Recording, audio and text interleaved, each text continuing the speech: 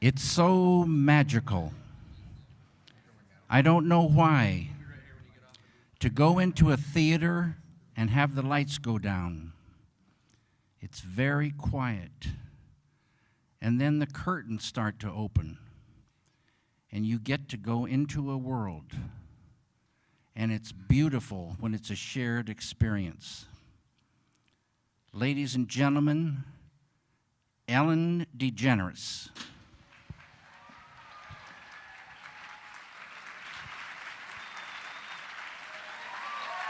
Well, hello.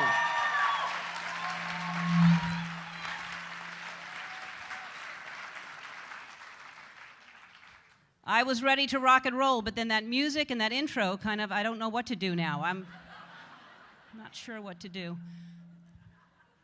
Well, welcome to the third annual Change Begins Within, which is, this is my first annual Change Begins Within. I've been meditating, doing TM for about a year now, and so they have, thank you. It's only once a day, but thank you. Hopefully next year I'll say it's twice a day. I'm trying. So I learned about it. Russell Simmons was on my show, and through Russell, he told me about it, and then Russell Brand. It was a month, we had Russells on, all Russells all month long. It was a great, we were trying to give Oprah a run for her money. We had Nipsey Russell, we had Russell Crowe, and then a Jack Russell Terrier. So we were out of Russells, and then but anyway, so I learned how to meditate through, with Russell and the two Russells teaching me, and Bob, and it is something that I've tried to meditate before, and the breathing and all the other stuff that when I did yoga, and I was always opening my eye, and it was like a minute later, and I was like, oh, how am I going to do this? This is just impossible, focusing on the breathing, and so when I learned about TM, which I'd heard about it, and I'd heard so many people, I was very impressed by the people that I learned that they did TM, and I was like, well, they're interesting people, and there must be something to it, and I thought I'll try this, even though I'm not good at meditating. And something about TM, something about having that mantra, it is the only time I have that stillness. It's the only way I've ever been able to sit long enough that I open my eyes and I'm sad that it's 20 minutes later. I actually love, and I never had that feeling before, late at night alone at an ATM machine, but that was not safe. But it does. It gives me this peaceful feeling, and I just love it so much, and I talk about it as much as I can on the show without sounding like I'm preaching about it. But I am here really I can't say enough good things about it. And David Lynch, of course, is a genius in many ways, and what a wonderful man to start this foundation to help people, and you'll learn about that tonight. And all the benefits that you can achieve from just sitting still and just going within. It just really is a beautiful experience. So I am happy to be a part of this community, and I hope to continue doing this.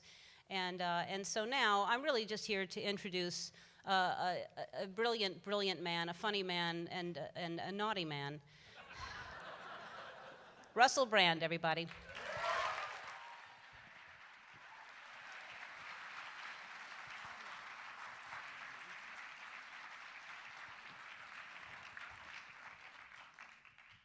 Good evening. Good evening.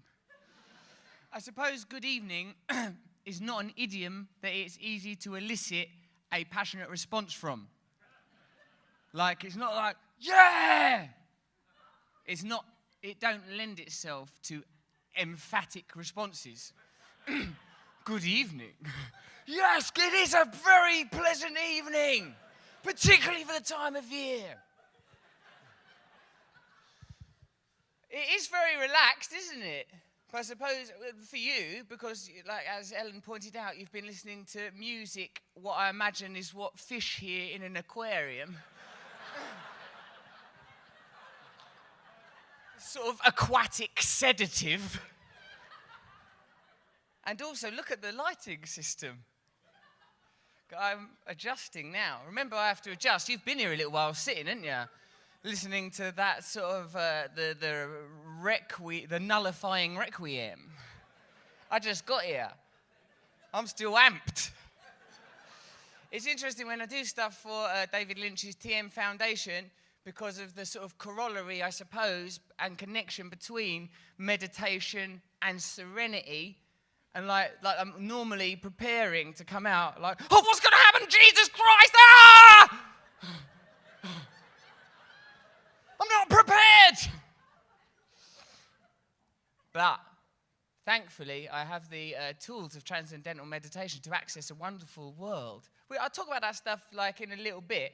Like I will talk to you about the nature of TM and the spiritual element of it, and having access to a system that connects me, I think, to all of creation and all of creativity, and it makes a mockery of subjectivity, makes me realize that we are all one. I'll talk about that in a bit. Let's not get bogged down in it now. Let's ease into it.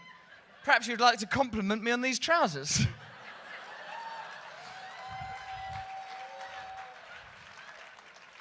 Oh, there are children here, aren't there? What? Someone said no children. What do you mean? What is this? That was a peculiar response. Where are we? Hamlin? The Pied Piper of...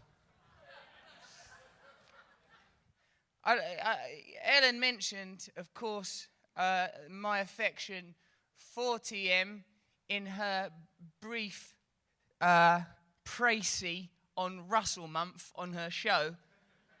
It made me think of the person I'd most like to see talking about TM would be Russell Crowe, I think. Oh yeah, I found an inner peace within myself. Get out of my room or I'll smash you with a telephone. We've got to get to him. Me and Russell Simmons have got to do a Russell intervention.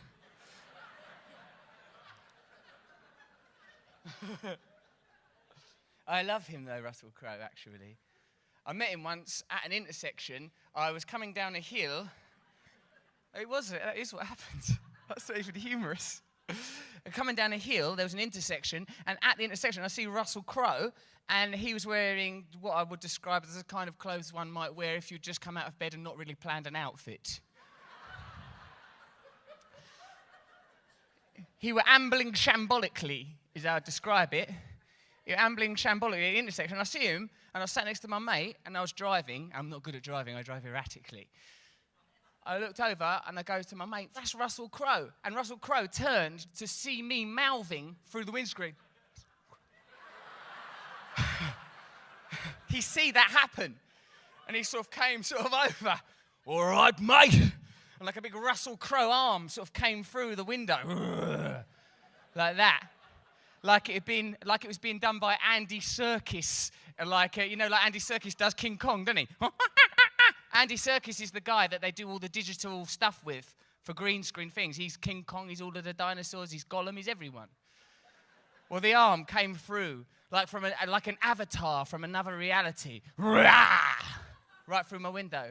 All right, mate. Oh, hello, Russell Crowe, I said, and I was enjoying the moment because that's Russell Crowe.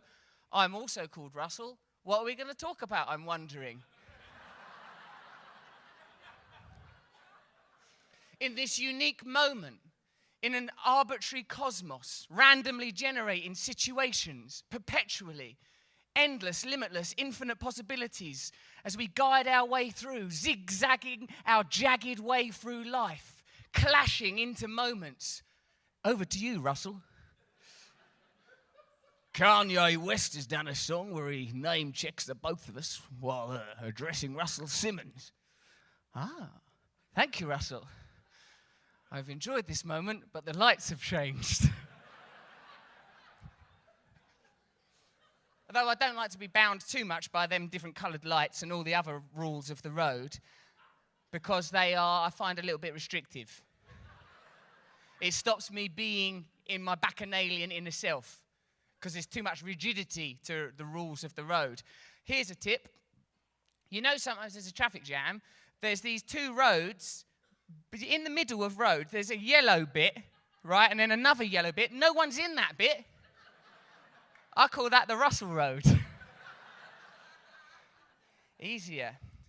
Let's talk for a moment briefly about transcendental meditation now. The reason I love David Lynch very much, and it's difficult to say is because he's sort of there. Maybe it feels slightly disingenuous, but I legitimately do love David. But let's talk about him in the context of this work. The reason I love him is because, right, he's the most obvious example of genius that I've ever encountered. His sense of childlike wonder at all things. I've been around his house a couple of times. He's normally doing something that you would expect a Boy Scout to be doing. Hey, Russell, I'm making a sculpture from cheese, or something like that. Honestly, I'm making a lamp from the stuff from Jurassic Park that the bug is found in. Amber, I think. Once, I went there, he was studying a dead thing. Hey, look at that, watching this pigeon decay. Have you noticed the beauty of the cycle of life?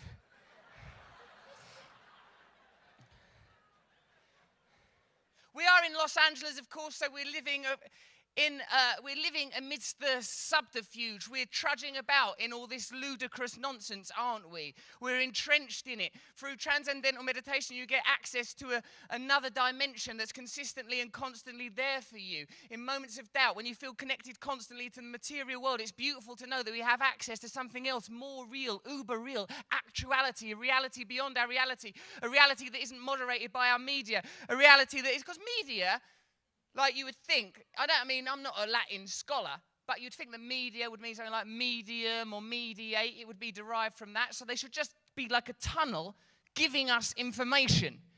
Not like Fox News doesn't behave according to that dictum. Fox News lacquers information with hatred on its way to you, right? It's not, yes, thank you. Also, I have been watching Fox News for hours now, and I have not seen one story about foxes.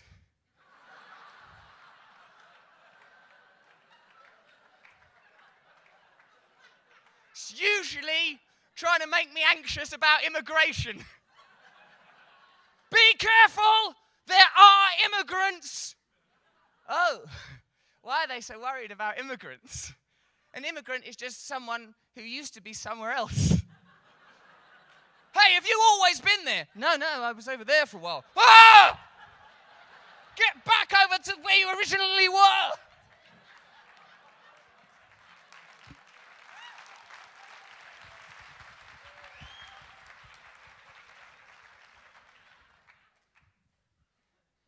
To make us frightened and full of hate. They spray the information with hatred as it passes towards our eyes, with the same louche aplomb as that riot police officer spraying the eyes of children during those recent protests. Did you see that, when he pepper sprayed those children in the eyes? Of course, I'm against human rights atrocities, as such as that was. But, if you are going to do a human rights atrocity, it's nice to do it with an incredible sense of elan. He looked like he was wandering down a Parisian catwalk.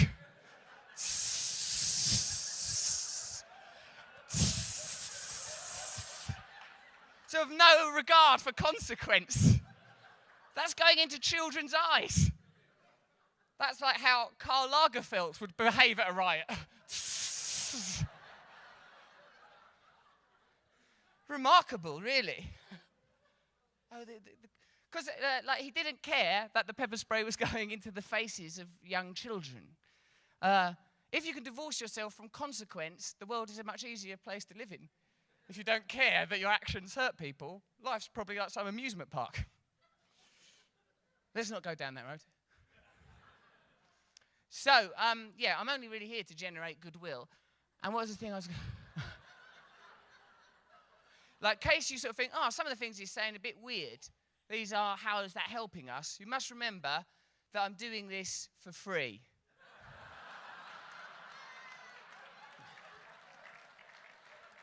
In a way, I'm sort of doing you a favour. Like, if I took you to the airport and you didn't really like my driving, which you wouldn't, you couldn't go, I don't like the nature of this favour.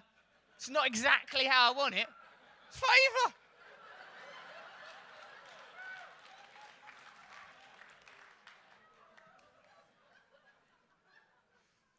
Now I'm going to do some functional things about the structure of our evening.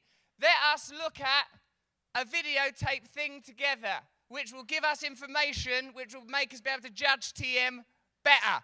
Let's look at it now with our eyes. You know, I remember when I first heard that some little kid, you know, brings a gun into school. And then you start hearing all these problems. I have a school where there's been 24 murders since January 1 in my neighborhood. I have kids suffering from post-traumatic stress in children. Kids have so much on their plate this day and time. I can't concentrate. I get overly frustrated sometimes. Kind of angry all the time.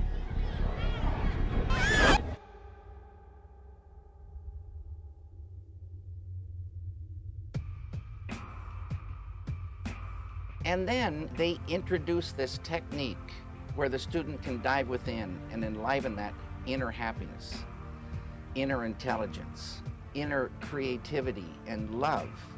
And they see the problems start evaporating. Slowly everything started changing. And then now it's a lot better. There's no fighting in our school. Everybody's getting along. It keeps me calm through the day, helps me focus on my schoolwork. I'm just a lot less angry, and so it's also easier to like talk to people and communicate, and relationships are a lot easier. It's made a huge impact. I mean, it's turned our community a full 360.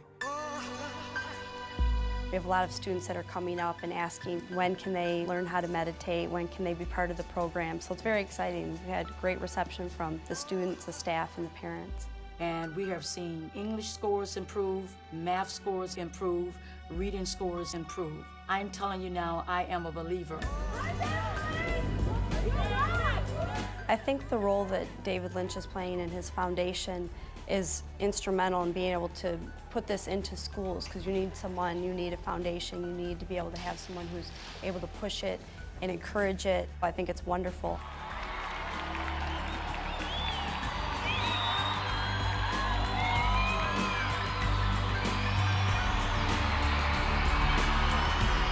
When you see it, you say, how come this isn't everywhere? How come it's not? It just works.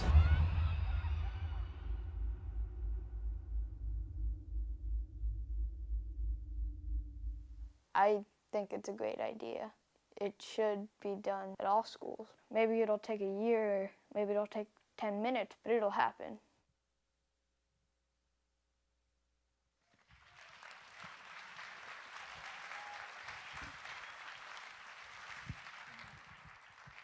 I really like that video. I went to one of them schools recently. It was really, really amazing. It was a school in San Francisco where 90% of the children were living on less than the families of the children were living on less than $17,000 a year. There's a lot of crime in the area where they were living in. The meditation, I meditated with them. It was like a beautiful hiatus in the chaos of their day. It was incredible to be among them when they did it. As soon as this little bell was rung, they sunk from the mayhem into a state of beautiful tranquility. It was Pavlovian, in fact, except Pavlov, he was much more about the saliva. There was no saliva. Well, maybe, I don't know. I salivated a bit. I was very moved. I don't know why I'm saying that. Right. Please welcome to the stage the creator of the David Lynch Foundation and of so much more, the great Mr. David Lynch, ladies and gentlemen.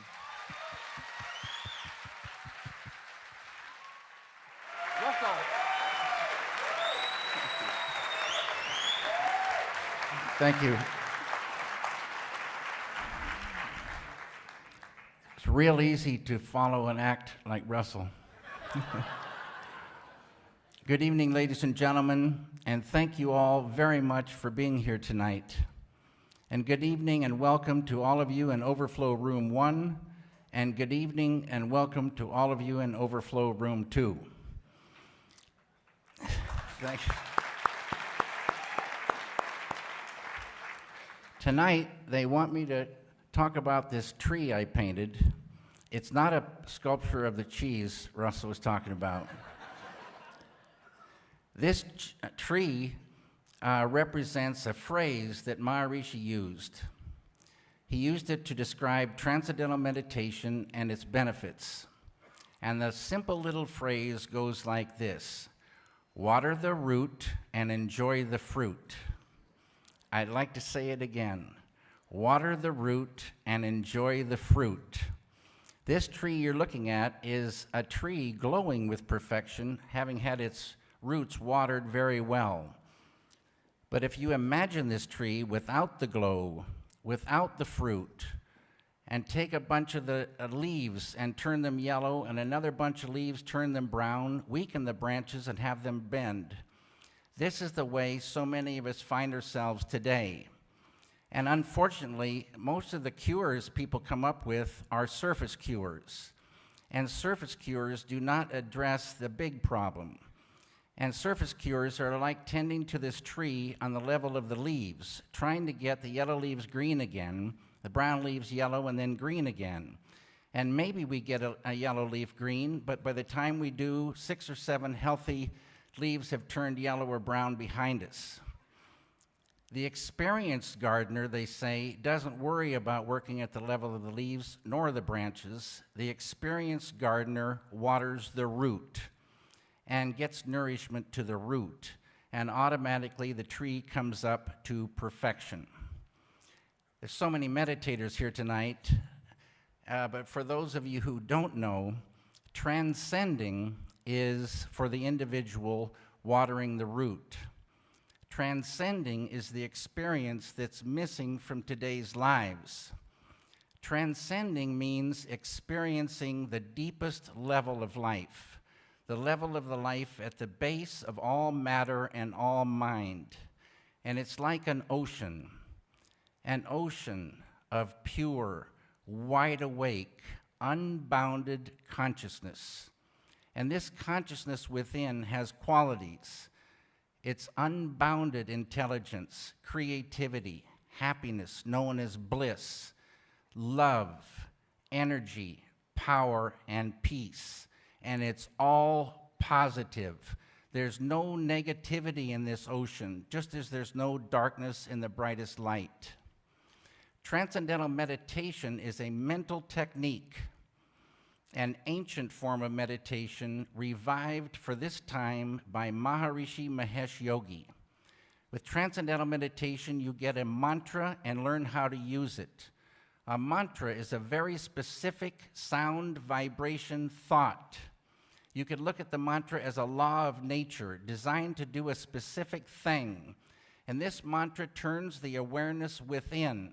Instead of being pointed out, it's now pointed within, within, within. And you naturally, easily, and effortlessly dive through subtler levels of mind and intellect. Why is it natural? Because each deeper level of mind and intellect has more happiness. And the happiness is like a magnet. This pulls us within. And at the border of intellect, you transcend and you experience that big ocean, that treasury within. And every time you experience it, you infuse some. So you begin to expand whatever consciousness you had to begin with. Every human being has consciousness, but not every human being has the same amount. The potential for each one of us glorious human beings is infinite, unbounded consciousness. The side effect of expanding consciousness is negativity begins to recede. Just like in a dark room, if you have a light ready on a dimmer switch and you begin to ramp that light up, darkness starts to go. And when that light is full, there is no darkness. So you can see things like stress, traumatic stress, anxiety, tension, sorrow, depression, hate, anger, bitter, selfish anger, rage, fears start to lift away. And you work in more and more freedom as this heavy weight of negativity lifts and all positive welling up from within.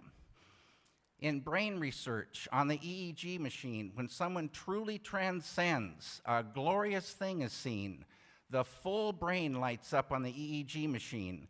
Total brain coherence, they call it. It's the only experience in life, transcending, that does this.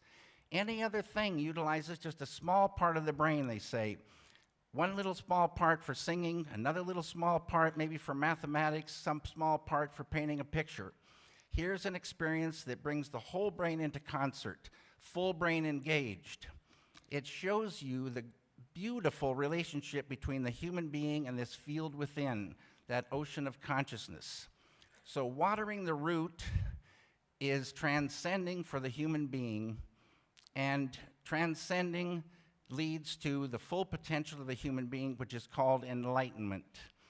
Enlightenment is total fulfillment, total liberation, a state described as more than the most, zero negativity, zero suffering. And on the way to enlightenment, if you stay regular, things just get better and better and better. Maybe the events of our lives will stay the same, but those positive events will get more and more enjoyable, and those not so positive things, you'll go through them easier and easier. Mankind was not meant to suffer. Bliss is our nature. The individual is cosmic. Don't forget that. Change begins within. Water the root and enjoy the fruit. Thank you for listening.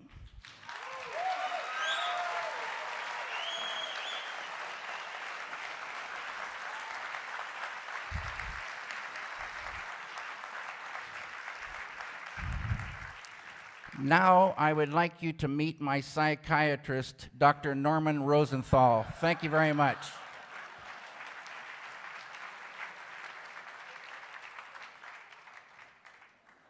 Thank you, David, for that confidential introduction. We're going to see and hear some pretty amazing stories this evening of veterans grappling with the devastating symptoms of PTSD, of children who've been neglected and abused, including sexually abused, and other children for whom just getting to and from school each day is so dangerous that they're unable to learn when they get there. The good news, of course, is that all these scenarios respond well to an apparently simple but amazingly powerful technique. Yes, you've guessed it, transcendental meditation. Wounded warriors can now start to lead happy and productive lives, and traumatized children can begin to enjoy their childhood. Put simply, TM can heal and can transform people's lives. What connects all these stories tonight are stress and trauma, which is really just an extreme form of stress. People who are terribly distressed and stressed, be they soldiers under mortar fire or children being abused, sustain a blow to those parts of the brain, such as the amygdala, that register danger. And these parts, these brain centers, continue to reverberate long after the danger is over, like a gong that continues to vibrate long after it has been struck. Our fight or flight responses remain on high alert, resulting in hypervigilance, flashbacks, and nightmares, all of which are symptoms of post-traumatic stress disorder. Researchers have shown that if you startle people with unpleasantly loud noises or violent movie images, those who practice TM regularly will settle down much more quickly than their non-meditating counterparts. TM appears to be acting as a surge protector, reducing the impact of stress on the body and the mind. During a TM session, a soothing flux of alpha waves sweeps over the brain, especially the prefrontal cortex just behind the forehead, which is the part of the brain responsible for making good decisions and judgments. The electrical waves in different parts of the brain begin to work more coherently together. We enter, as David has so eloquently described, a state of transcendence, in which we are calm but alert, and at times very, very blissful. Practiced repeatedly, these effects permeate our lives, even between meditation sessions, an effect best demonstrated by the beneficial influence of TM on the heart and the blood vessels. If I can have the first slide. What this shows here is blood pressure results in hundreds of people who've practiced TM for a few months compared to controls. As you can see, TM lowers blood pressure both the high one, which is the systolic, and the lower one, which is the diastolic. The so-called silent killer is high blood pressure, and the resulting reduction is significant, not only statistically, but also clinically, because over time, practicing TM regularly can reduce heart attacks and strokes and actually prolong life. Now that sounds pretty wild, doesn't it? Well, take a look at the next slide and judge for yourself.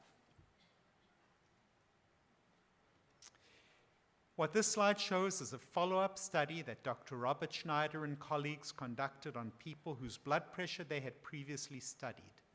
An analysis of national death records revealed that compared to controls, those people previously assigned to the TM condition, an average of 7 years earlier, showed a 23% reduction in overall mortality and a 30% reduction in cardiac mortality. Now, death by cardiovascular disease is the #1 killer in the US, so we should all be pricking up our ears at these results. It has been said that what is good for the heart is also good for the brain, and we all know how harmful stress can be to emotional well-being. An estimated 40 million people suffer from anxiety disorders, and as for the rest of us, well, between the economy and global warming and finding a job and keeping your job, you know the drill, we're all pretty stressed out as well. The good news is that TM can cushion the impact of many different types of stress.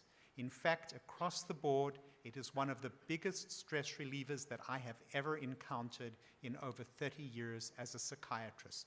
I have often thought that if TM were a drug that could be put into a capsule and patented and marketed, it would be a billion-dollar blockbuster. At this point, it is my pleasure to yield the stage to a personal hero of mine, Jerry Yellen, a decorated veteran of World War II, who is a living model of what it means to be a resilient warrior, which happens to be the title of one of his recent books. Thank you.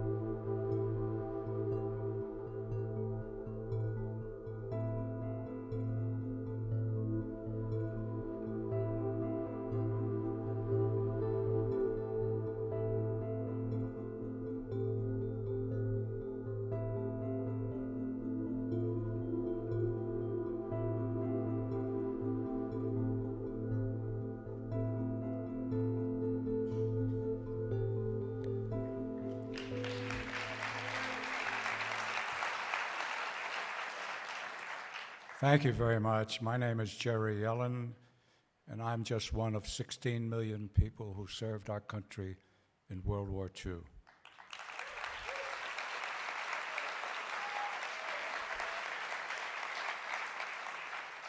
I was 17 on the day Pearl Harbor was attacked, and 2 months later, on February 15th, 1942, I enlisted in the Army Air Corps to fly fighter planes against the Japanese. I graduated from flying school, Luke Field, in August of 1943, and I was sent overseas with 10 hours in a P-40 to become a fighter pilot. I could fly, but I certainly wasn't a fighter pilot. I stayed in the 78th Fighter Squadron when we transferred to P-47s, then P-51s, and on March 7th, 1945, 3 weeks into my 21st year, I landed on a small island called Iwo Jima, 8 square miles of land, 650 miles from Japan, where 90,000 soldiers were fighting and 28,000 died. I flew 19 missions over Japan after we strafed for the Marines.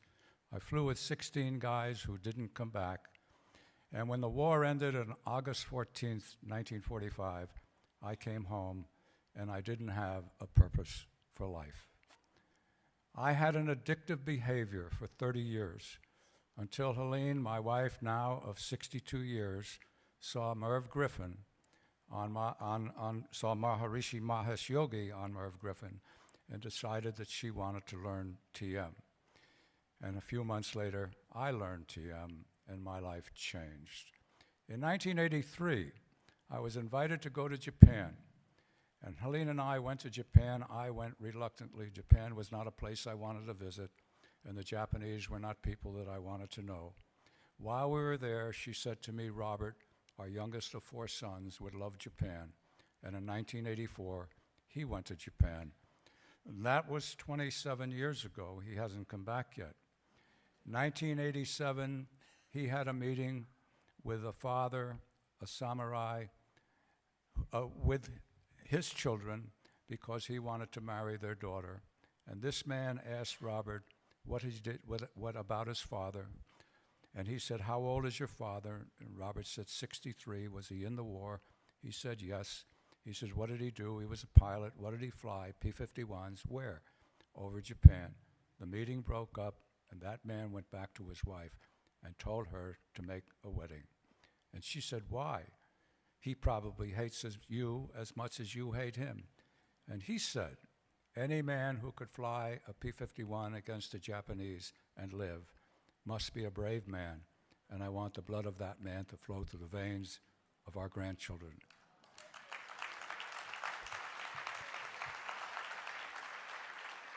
Because of my sons, because of my wife, I became a changed man. I learned transcendental meditation, and I gave up addictive behavior, and I recognized last year the need for the veterans, the 1% of this country who represented us in war, 3 million soldiers, 1.25 million who fought in Iraq and Afghanistan cumulatively for the last 216 months, 18 years. We need to help them, and Operation Warrior Wellness is reaching out through people who are in the help industry for the good of the soldiers. TM can help them and does help them. We're working with the IAVA, the Iraqi Afghanistan veterans. We're working with Tara Weiss, who has formed a group of people called the National Women's Veterans Association of America. We're working with Wounded Warriors. And we, 99% of America, must find a way to support the 1% who have been fighting for these last 216 months. I appeal to all of you to think about what you can do to help us, help them, help themselves. Thank you very much.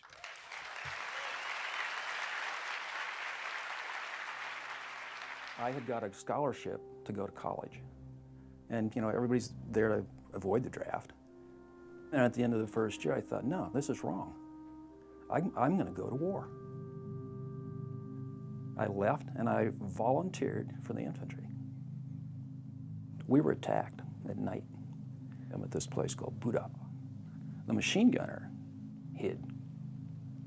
So I ended up being machine gunner. The first night, I killed 14 people.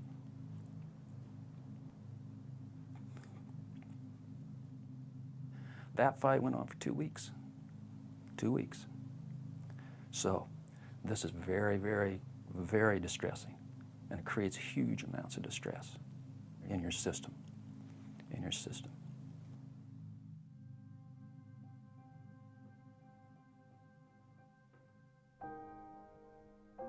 Getting home is difficult. And that's a whole big deal because things changed. Things changed. All of a sudden, you're in a different culture. All these people don't understand you. They have no idea. They don't realize that you're always still in the rubber plantation of the jungle. You're not the same person. I stopped talking to my parents. I had really bad relationships with other people. I did not feel happiness. I did not feel sorrow. I did not feel surprise. My feelings were gone.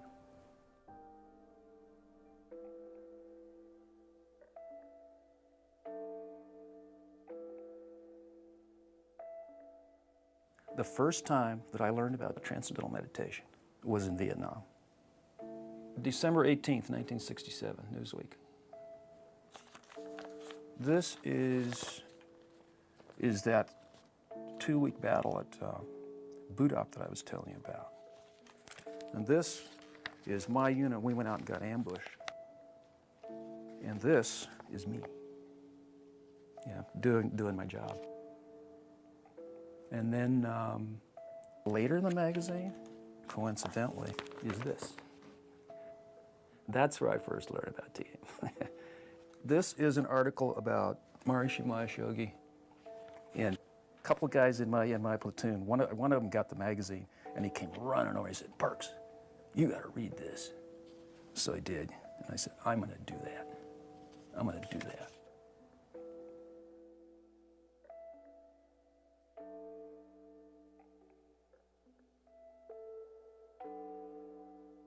So one day, my wife comes home, says, "Hey, I saw a poster about transcendental meditation." And I remembered that article in that magazine about Maharishi, and that I said I was going to do this. So I go in, and he says, "Okay, sit down, do this." And I could not believe what happened. It was the difference between heaven and hell. It was absolutely transformational. And from that moment on, things changed. Things changed. No more drugs, no more alcohol. Life changed. As time went on, I stopped looking for ambushes. I was able to go back out in the woods, which I really enjoyed. My wife and I got along better. All of a sudden, my parents were back. I started making friends again. My grades went back up to A's. Sex was better. Everything was just better. My emotions came back. My life came back. My feeling is that the experience that I've had from TM basically saved my life. It certainly saved my way of life. And it didn't just save my way of life, it made me better.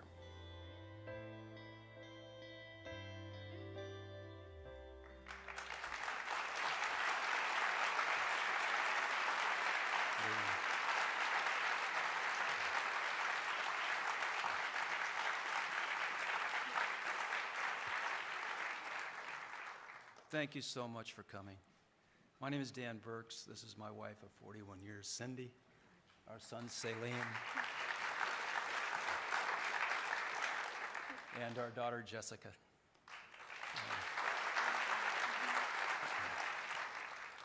Today is December 3rd. What time is it? 10:30? Anybody got the time? 8:30. 8:30. 44 years ago, on December 3rd, at 2200 hours, that's 10 o'clock, that's what, hour and a half from now? That assault began that I talked about on that video. It lasted 2 weeks. 44 years ago. It is now only a memory.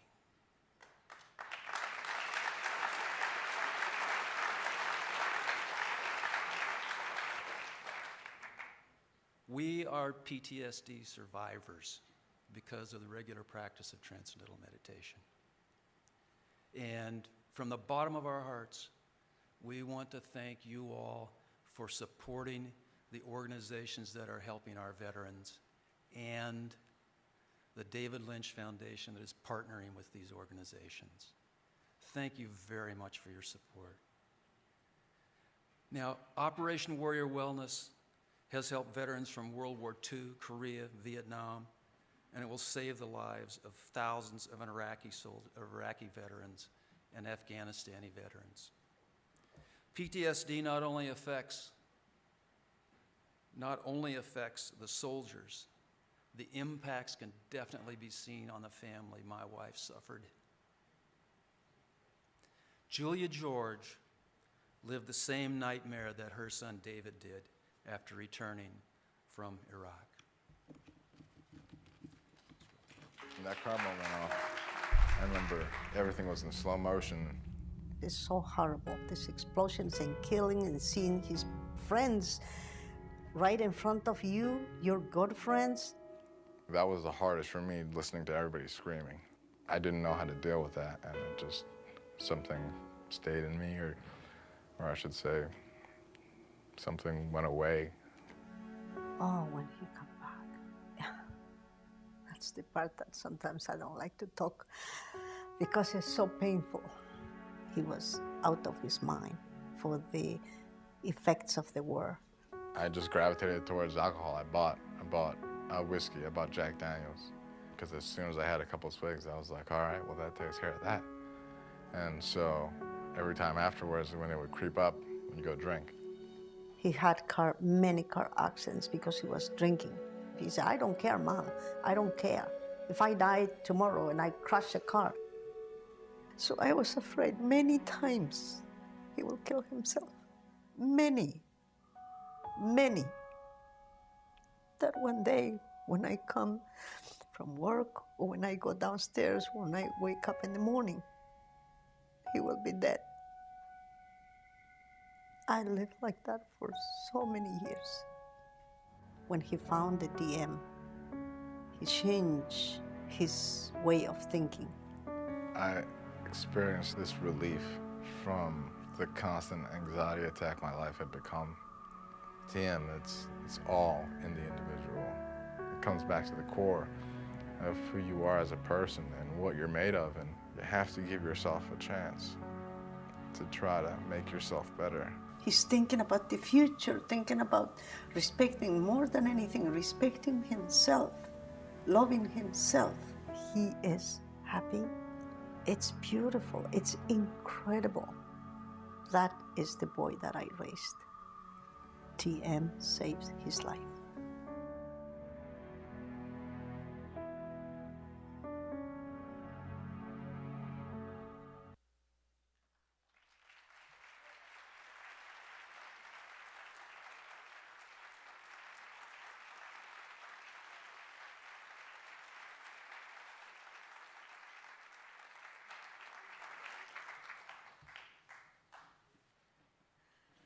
Thank you very much.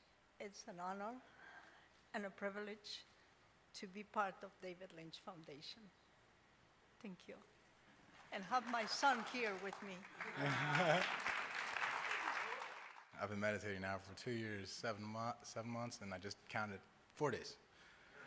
And I love smiling. I really am proud that there are organizations like this that are out there to help vets. I just wish when I came back, this was available for me, because it took me 5 years before I found this. So, Tim's great. Thank you, David Lynch Foundation, Operation Warrior Wellness. We're doing great things. Thank you very much. My name is David George.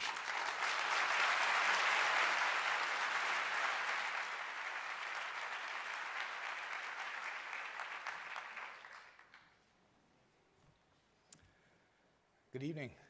My name is Brian Reese. I'm a physician in the Army Reserve and a veteran of Iraq and Afghanistan.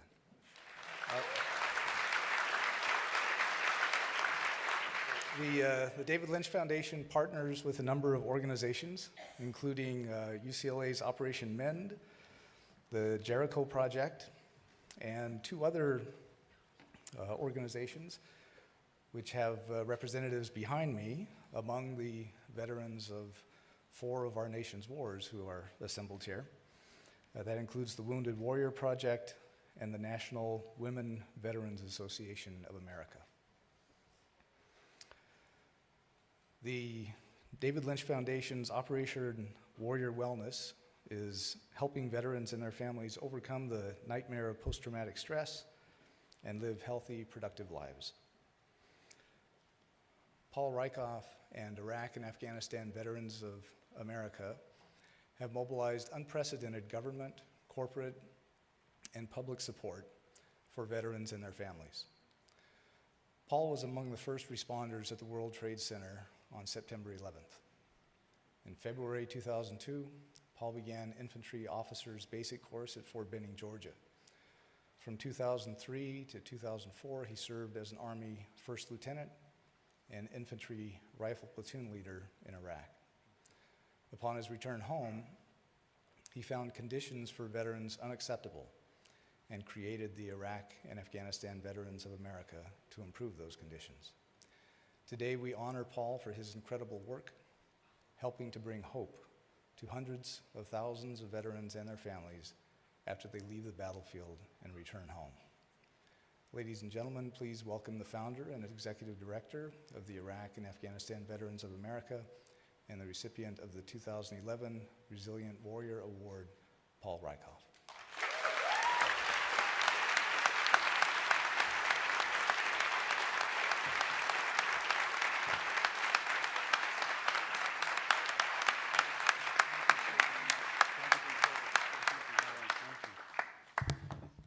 Thank you very much. I'm really humbled. And I was nervous about following Ellen and Russell Brand, and somebody told me once, it's easier than getting shot at. So try to keep that in mind. And I know the veterans on stage here with me understand what that's all about. And this award is really for all of them, for all the veterans here on stage, for all the veterans and civilians that work in our organization, to our national membership of 125,000 members and growing. This award is for them. And one thing that doesn't happen enough, I think, in cities around this country is recognizing all the veterans. And there are some of them here on stage, but I know they're in the audience as well. So if I could take a minute and ask all the veterans who are here with us tonight, please stand and be recognized. If you've ever worn the uniform, please stand.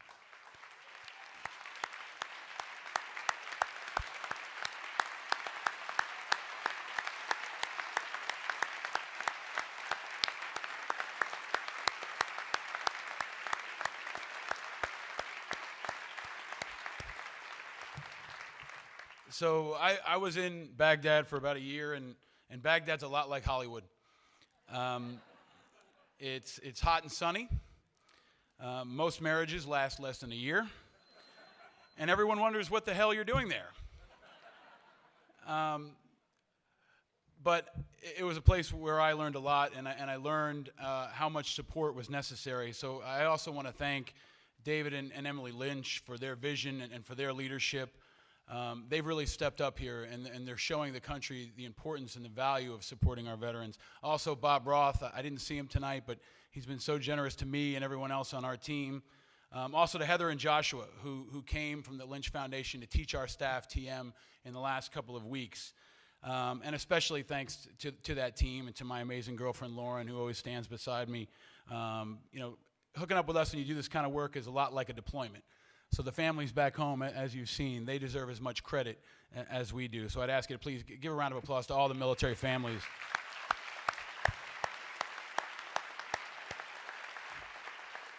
So, Ellen DeGeneres and Russell Brand, Ellen would have done just fine in the military.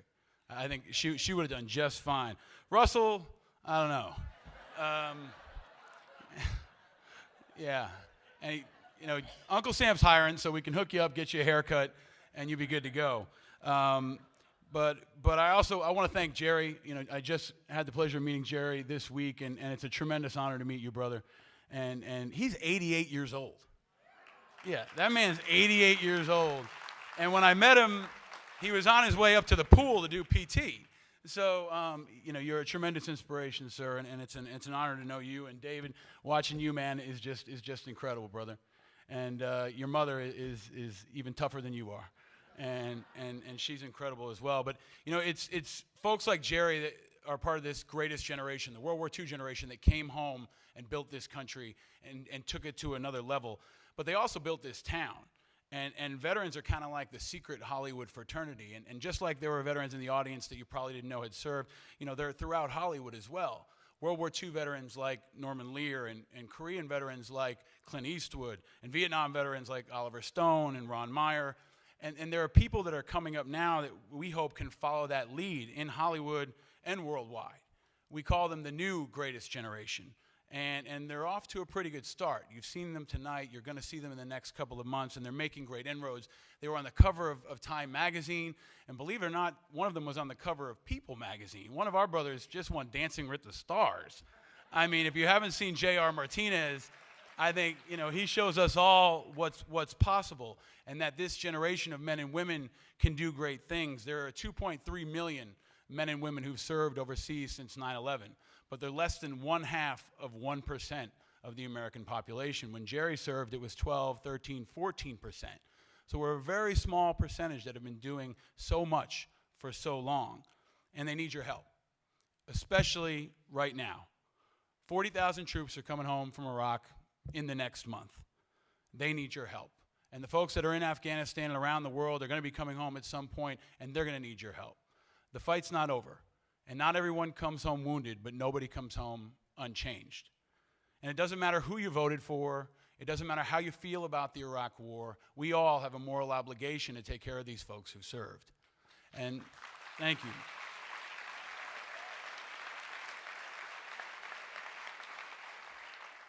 And they're not victims. They're leaders. If you invest in these folks, if you support these folks, they'll save themselves and they'll save others and they'll save lives and go on to be incredible teachers and business leaders and politicians. They're so full of potential, but they face tremendous challenges right now. Homelessness. If you live in Los Angeles, you see it every day. Unemployment, which in some states for veterans is right now at 30%. PTSD, we've talked about it, but it impacts hundreds of thousands of veterans and their families coming home. And suicide. We're losing more soldiers to suicide than we are in combat in Iraq and Afghanistan. That's a fact. And it's off everybody's radar. And just last year, we hosted an event here in Los Angeles, and a good friend of mine, Clay Hunt, was there. He was a Marine sniper who served overseas a number of times and was shot through his hand. Was very involved with IAVA, with Team Rubicon, and an incredibly dynamic leader who was struggling with PTSD. And in April of this year, Clay took his own life. And it devastated all of us. But there are a lot of Clays out there, too many Clays out there, that we're losing even after the war is done. And we honor Clay's memory by celebrating his life. That's what he would want. And he would also want us to fight even harder. And we need your help in doing that. It's why I founded IAVA back in 2004. And all the veterans here know that there's an ethos in the military where we take care of our own. And that's what IAVA is all about. Our motto is, we've got your back. And we've been fighting hard, especially in this year. We fought for a new GI Bill. We fought for better mental health care. We fought to finally repeal Don't Ask, Don't Tell. And yeah, you can definitely applaud all of those. And last month, in a year where nobody's getting anything done in Washington, we passed the only jobs bill in Congress. And the challenges are huge, but we're up for it. And organizations like the Lynch Foundation and so many others are stepping up in that critical time when we're coming home and we need that support. The challenges are huge, but we're up for it, and we won't quit, but we need your help. If everybody in this room just donated $50 to IAVA, we can help those 40,000 folks coming home. If you donate to the Lynch Foundation, we can help those folks coming home. And with all the stars in this room tonight, you guys probably have a combined total of about 1 zillion Twitter followers. So if you tell folks about IAVA, tell folks about the Lynch Foundation, we can make a tremendous impact and show every veteran everywhere that we've got their back. So thank you very much. I'm humbled by this award, and thank you to all the veterans especially.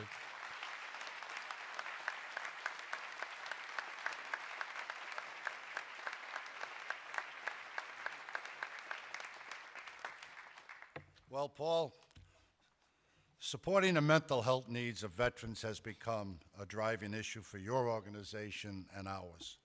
It's a challenge as vast as it is urgent. We Marines are a boastful lot. And a story to me told by a Marine friend was, which I love to share. I spoke yesterday at the press conference on it. And when President Obama in 2009 said, "Freedom is not free, but the United States Marine Corps will pay for most of your share." The key word here is most. So that means that indicates there's still room for the rest of us to contribute. You and the Iraq-Afghanistan Veterans of America have shown America, and more importantly, Congress, what needs to get done. Your priorities are veterans. For your veterans are mental health, finding veterans jobs, and education. and Operation Warrior Wellness got your back. We look forward to working hand in hand with you in 2012 and beyond. God bless America. God bless our veterans and the families who they leave behind, so we all may sit here and enjoy our freedom. Congratulations again for being our resilient warrior for 2011. God bless.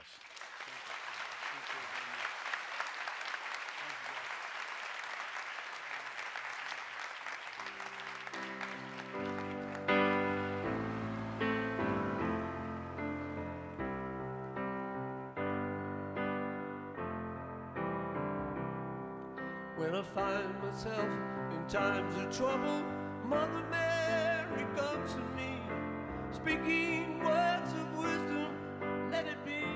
I think that the time is right now for these kind of ideas. The idea of what you're doing, of putting this into schools, I think is a fabulous thing. To me, it's like a seed, that it's for sure, if you take a great seed, an acorn, and you don't put it in the ground, it's pretty guaranteed you won't get an oak tree. But if you put it in the ground, there's a very good chance you'll get an oak tree. And I think that seems to me what you're doing. So that's what I love about what we're involved in now. It's very inspiring.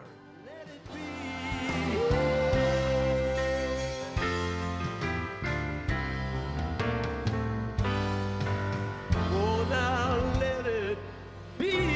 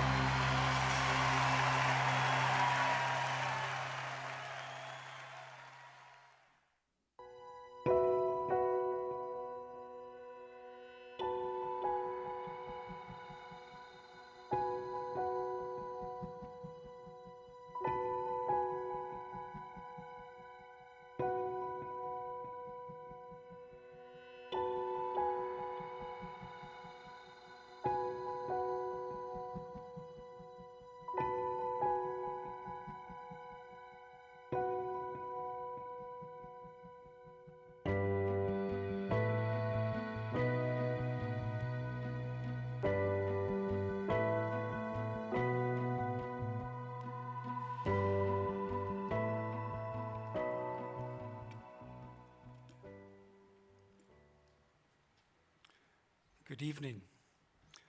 I am Javier Guzman, principal of New Village Charter High School, which is located here in the Rampart area of Los Angeles.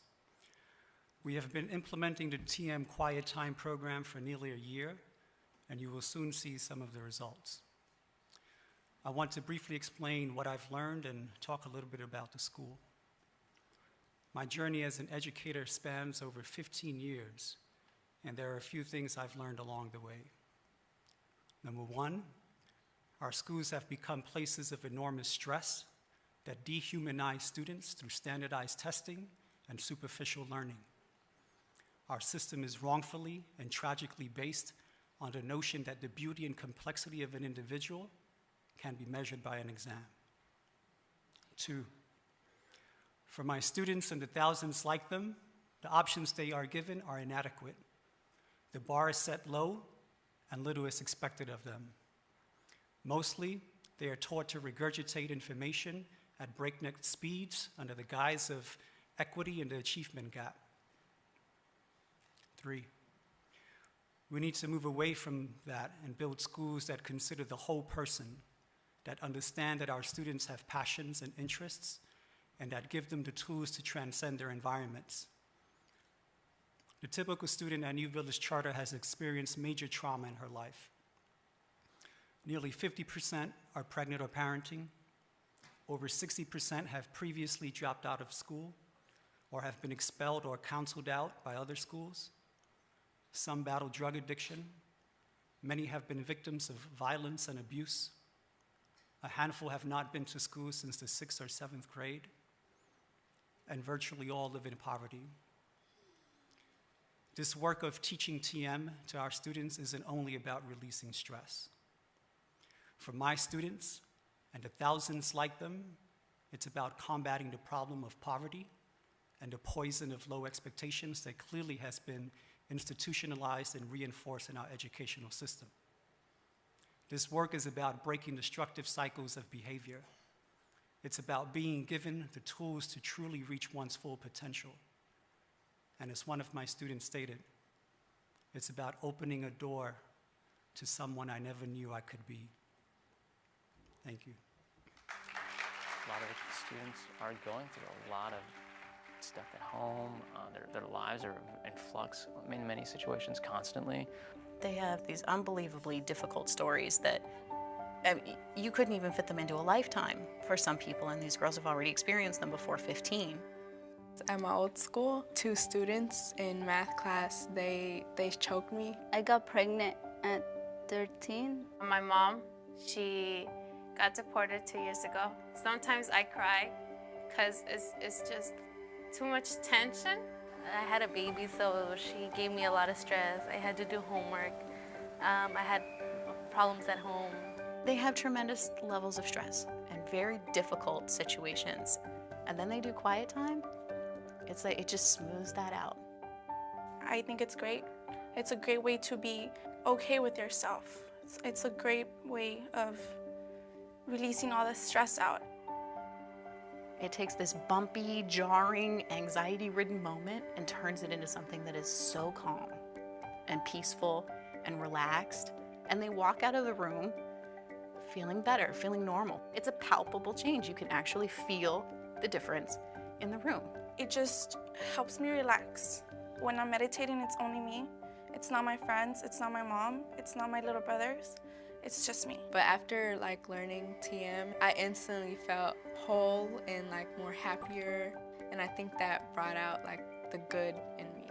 I had a lot of problems in my life, and TM came into my life and gave me this open door to something that I never knew could be there. The students have just become extremely united. Self-esteem has gone up tremendously. And that's something that these students really need. I feel that for once, I'm not a dumb person, that I could actually do my work. TM is such a great opportunity. I try to do it as much as I can. I feel awesome, more healthy in my emotions and in my mind. The thing that makes me unique is that I practice transcendental meditation. I think just by example, they see oh, what is she doing? Why is she so happy?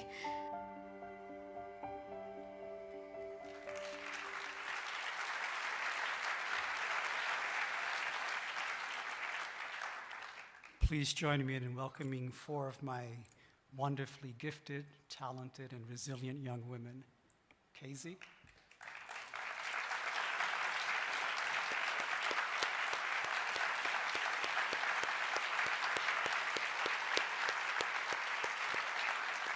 Zuilma.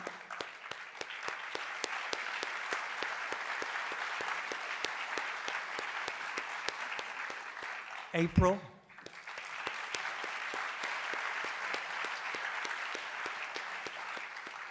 And Jocelyn.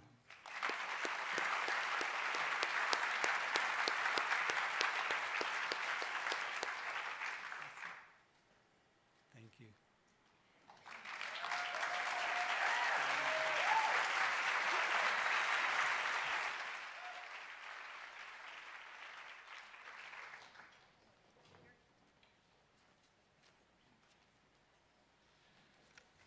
Good evening, ladies and gentlemen. My name is Jim Durkee. I'm a 41-year veteran of the wars in education. And I am principal.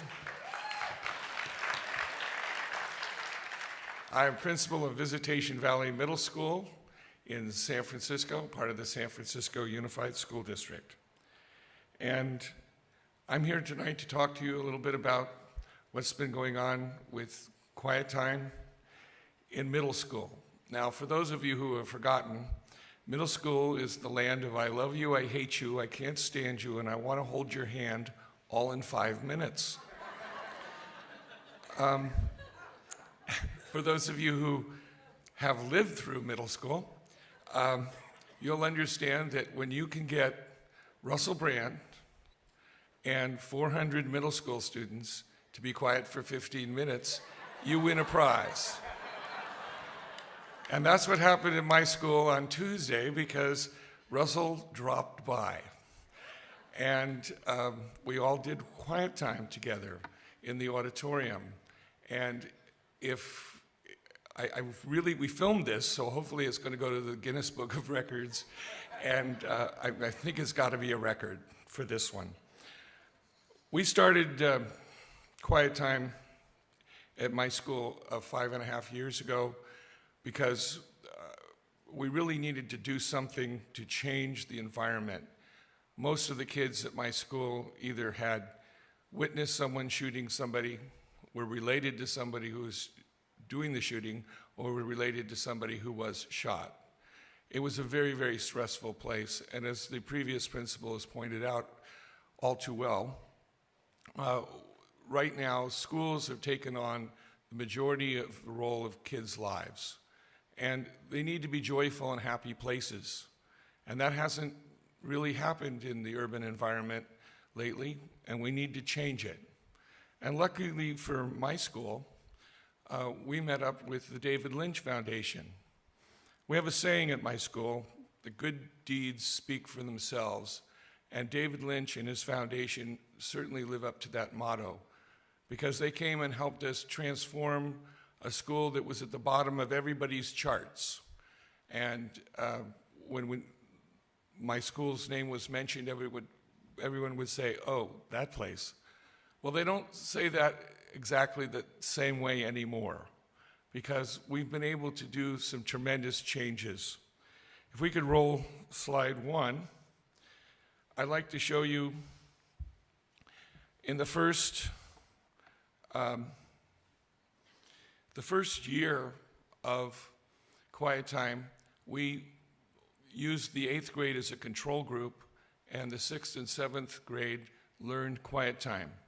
So as you can see by looking at the slide, that as the year went on, the suspension rate dropped tremendously with those kids who have learned quiet time, while in the controlled group, it remained high. So there was a 45% relative change. Could we see slide 2? This shows the trends in suspensions over a 3-year period. And since my boss is sitting in the audience, I have to do really good at this. We had the highest rate of suspensions in the first year, but by the 3rd year, we had the lowest rate of suspensions in the district. My dean actually found a second job because he wasn't suspending people quite so often. If I could have slide number 3 up there. Now, coming to school used to be a fine art. You had to run from your house to the school, and hopefully you made it there, and then you could do the vice versa going back home after school.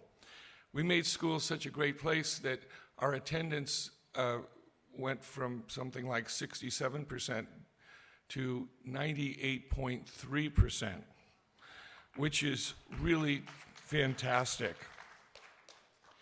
Now, last year at graduation, I had started a few years ago a trophy that we would give out to the student who had the best attendance over a 3-year period. And last year, I had to give out 18 awards for perfect attendance for 3 years. 18. And you know, that was really something. I just have to say that it was amazing.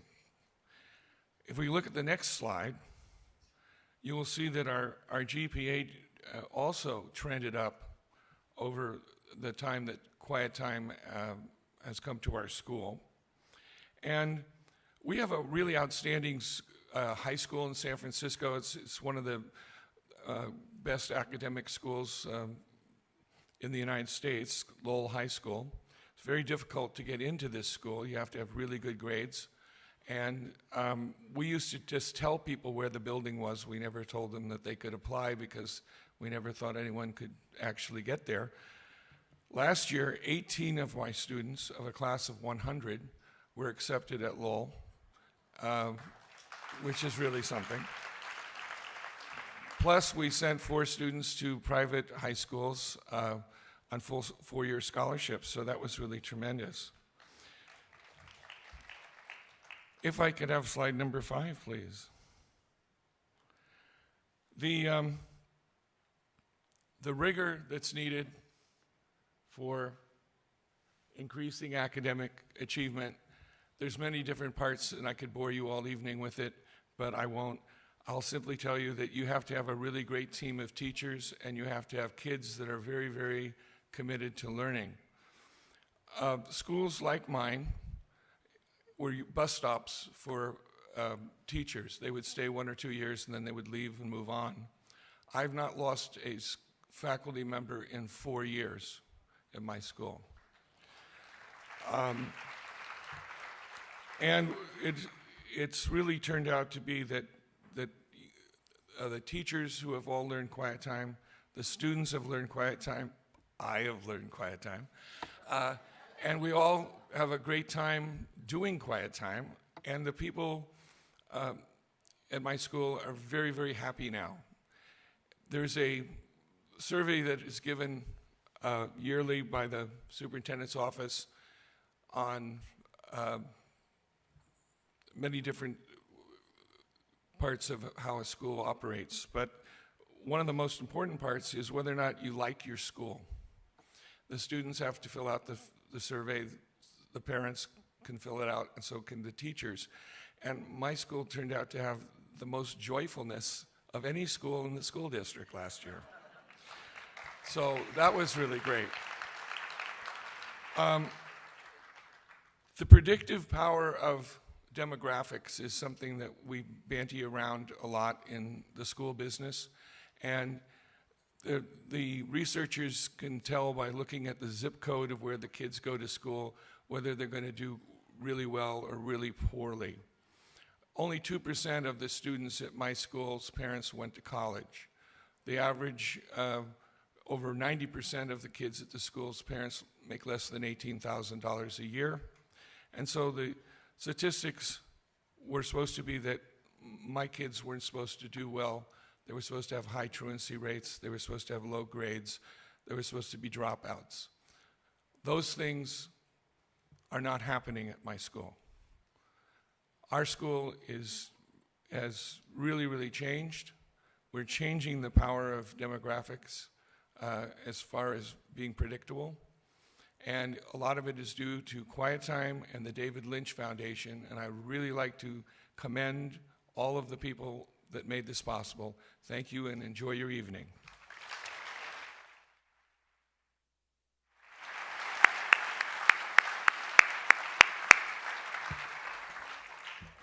We're going to present an award to a man who's the superintendent of the San Francisco schools, Dr. Carlos Garcia.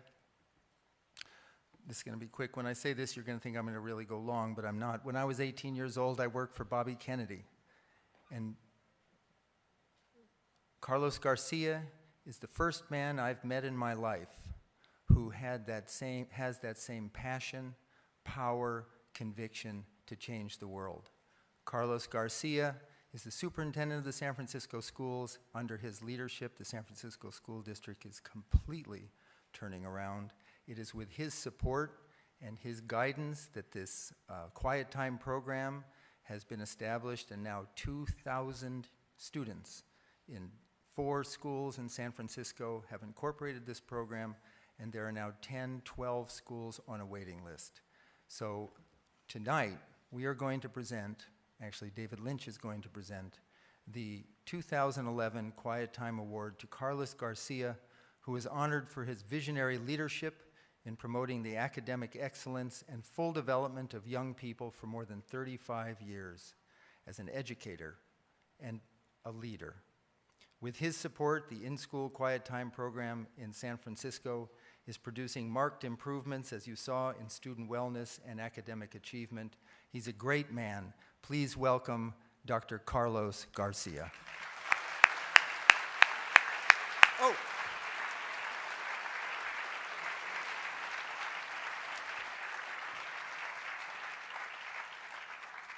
But before we hear from Carlos Garcia, 6 months ago, Dr. Garcia spoke at a conference in San Francisco. We picked out about a 1-minute clip that when we were watching it, all of us in the back of the stage, oh my God.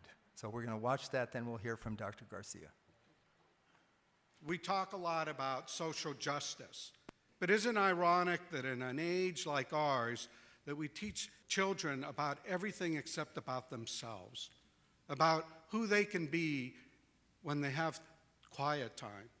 When you go onto these campuses and you talk to students and you ask them, tell me about it, why is it so great? Consistently you hear the number one thing. They say, this is the only quiet time I have in my life. Because where they come from, all of us forget. There is no quiet time.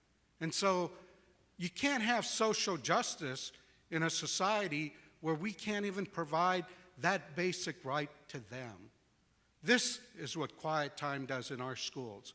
I think every barrio, ghetto school in America has to have the fundamental right of having an opportunity to do this type of thing.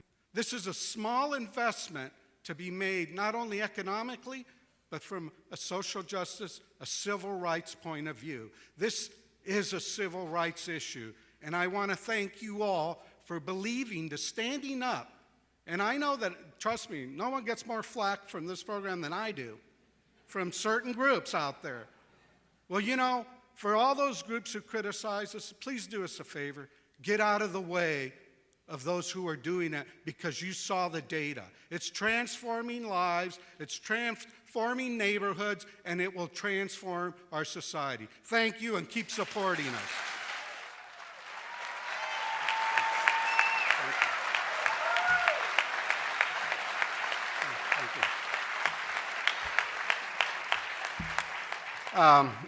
You know, to get an award, I'm so honored for doing the right thing. I mean, I'm sorry, you know, this is a no-brainer for me.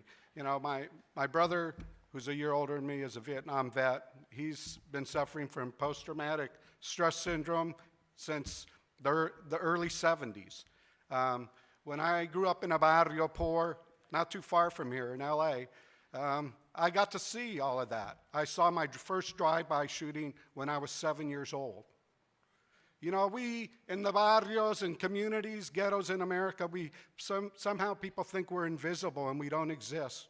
Somehow, when things happen that are so horrible in those places, they're always in the newspaper, kind of in the back, and our day just goes on.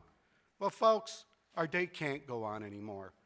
We need to take responsibility for all our children, and not just some of our children. And when you start looking at this, it's not that complicated, folks. If everybody treated every child in America like you'd want your own child treated, we'd fix this problem.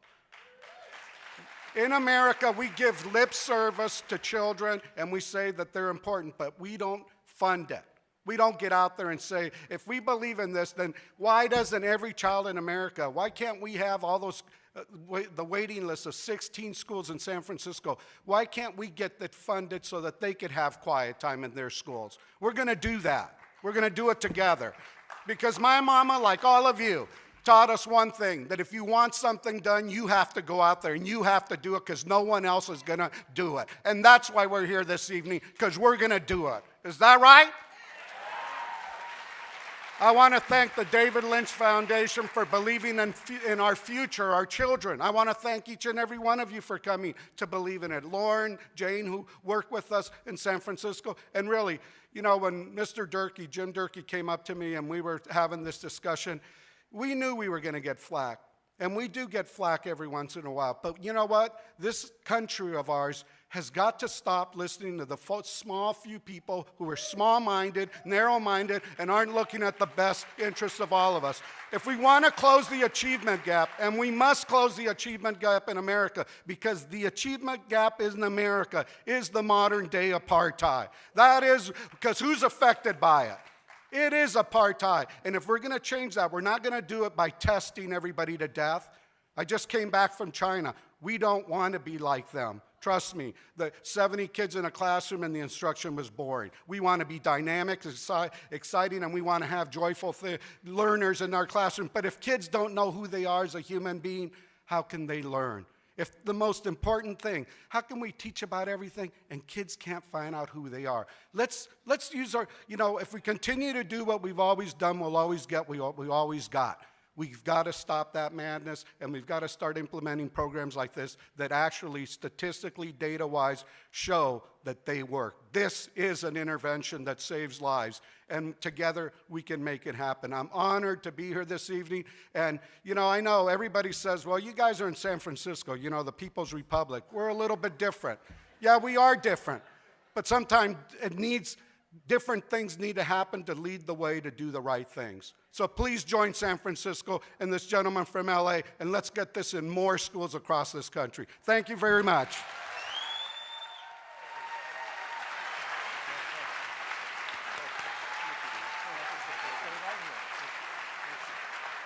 The great Carlos Garcia. Listening to him, you can see the caliber of this man. What Carlos Garcia and his team and the TM teachers are doing in San Francisco will serve as a great inspiration and guide to schools across the world. Carlos Garcia, you certainly deserve this 2011 Quiet Time Award from the David Lynch Foundation. God bless you, Carlos Garcia.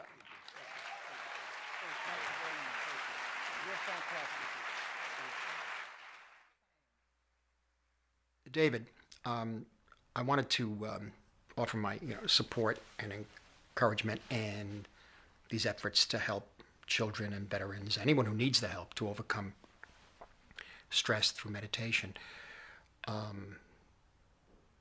course, a lot of drama is projected onto the screens of our consciousness, our minds, day and night, patterns that you learn from childhood, intrigues, resentments, hatreds and terrors. And the most difficult ones, the most wrenching anxieties can be triggered by anything at all. They come upon us and grab a hold of us.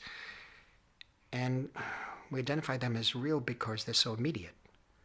And I guess the common response is to tough it out. In other words, to suffer. Now, I've been a firm believer in suffering all my life. My pictures are kind of volatile, and they certainly can attest to that. And yet, recently, I learned that you may not have to suffer to make them as much. May not be the way it's supposed to be. I think of children. Children are particularly susceptible to absorbing the anxieties, their anxieties. They look at the adult world. They see a scary place, big. They try to read the looks and the gestures of the adults. They try to master it all, whether it's homework, mathematics, or the entanglements, the emotional entanglements between the parents. And for veterans who've endured the trauma of war, I can only imagine the potential barriers, the fears and the suffering. So for the last few years, I've been practicing meditation, trying, and it's difficult to describe the effect it's had on my life. I can only mention maybe a few words: calm, clarity, a balance, and at times a recognition. And it's made a difference. On this night, as you're trying to raise the funds necessary to bring meditation, transcendental meditation, to students, veterans, homeless men and women, Native Americans, anyone suffering from strong stress, I want to thank you. And I encourage all of you gathered here tonight to support this foundation, David's Foundation. Thanks and good night.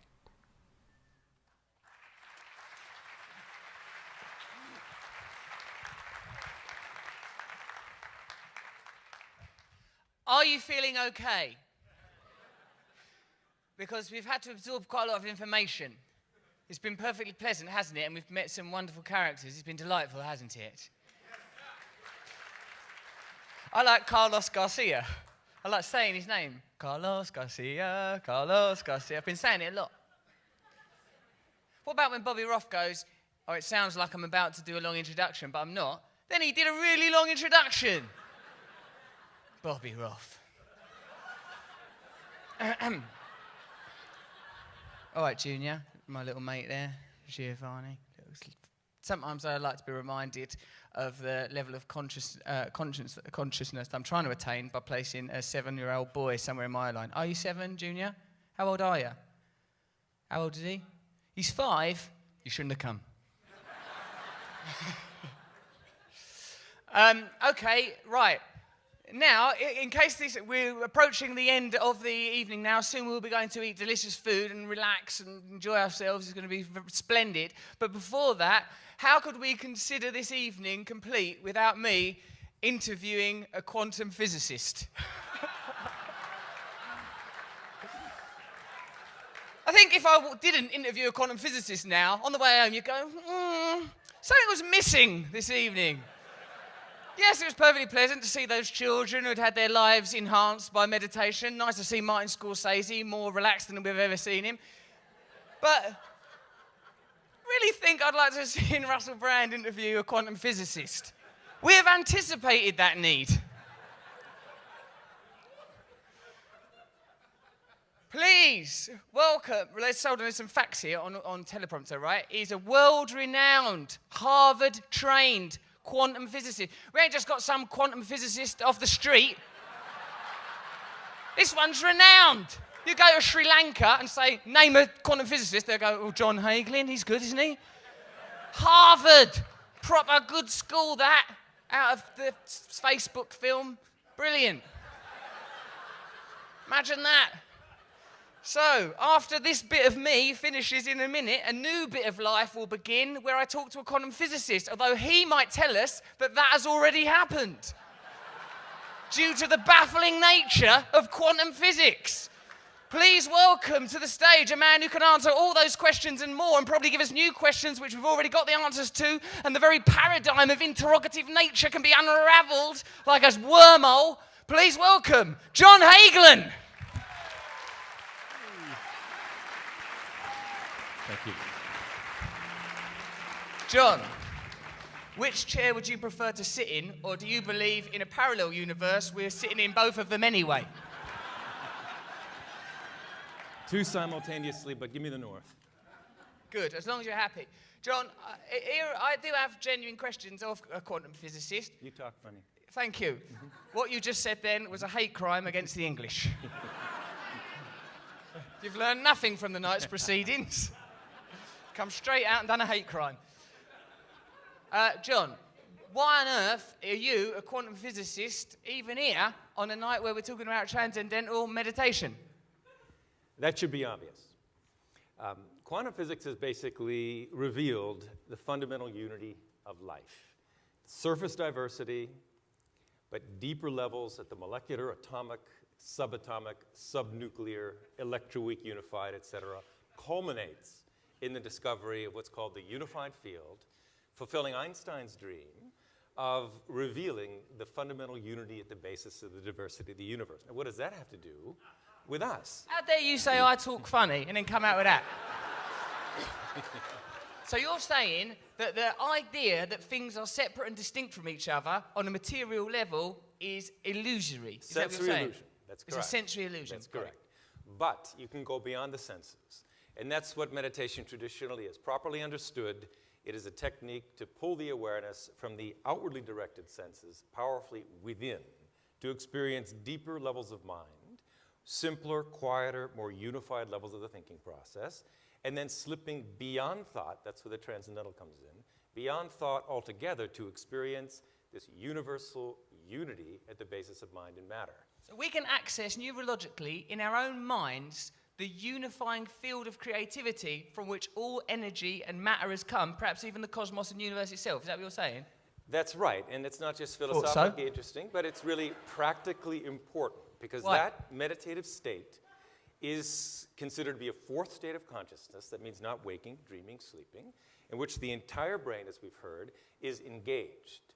And that orderly, coherent style of functioning of the brain develops the full potential of human life. So, truth be told, meditation, transcendental meditation, comes from the ancient wisdom of yoga, and it's designed, it's engineered to develop the full potential of the brain.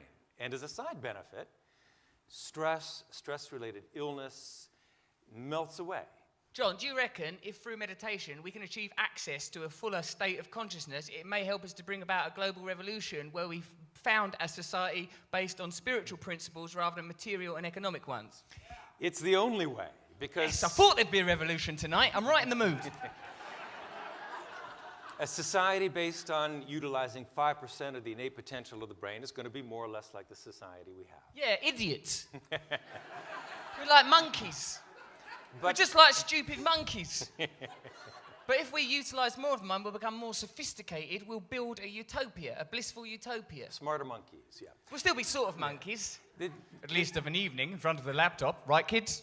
If the fundamental reality of life is unity, if we are all one at our core but don't see it, that bringing that unity from within to the surface of perception and understanding, that is a transformed world. That is a unified world. That is a peaceful world. That's and important. a side effect of what we're doing. I see. So through this, we can achieve awareness of the unity that exists between all of us, that we are unity. Distinction, nation, religion, creed, these are all illusions. We're building our lives around illusion. If we know something to be true, then we should build our culture, our societies, our faiths, our institutions around that truth, and unity will be an inevitable consequence of that. I think you deserve to be married to Katy Perry. It's worked out. Thank you very much. Thank you. It made the years of drug addiction worthwhile. And I'm so glad, and I hope my son can follow in your footsteps. And I just want to thank everybody. He's going to have to. I'm taking him home as a butler. Thanks I've always to all wanted of you. a quantum physicist butler. How You much rang, is my it? lord? Actually, not yet. It probably pays better than being a quantum physicist. Anyway, I want to thank so much all of you who've helped us bring TM to 500,000 kids in the last few years, at-risk children. Yeah, well done. And millions in the years to come. God bless you. Thank you very much. Thank you, John Hagelin. And later on, I want to ask you all questions how electrons can exist simultaneously, what neutrinos are. There's loads of questions I need to know the answers to help me to do this revolution. You get back here and give me a cuddle. All right. Mwah. Dessert chatter. Neutrinos. Thanks, John. Ladies and gentlemen, please welcome back to the stage our bizarre and beautiful overlord, Mr. David Lynch.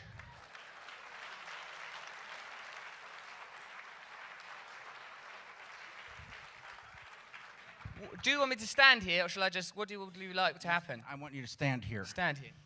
He's a brilliant director. Russell and I would now like to say thank you all very much for being here tonight, and let's go have a good dinner. Thank you very much. Thank you, everyone. Thank you.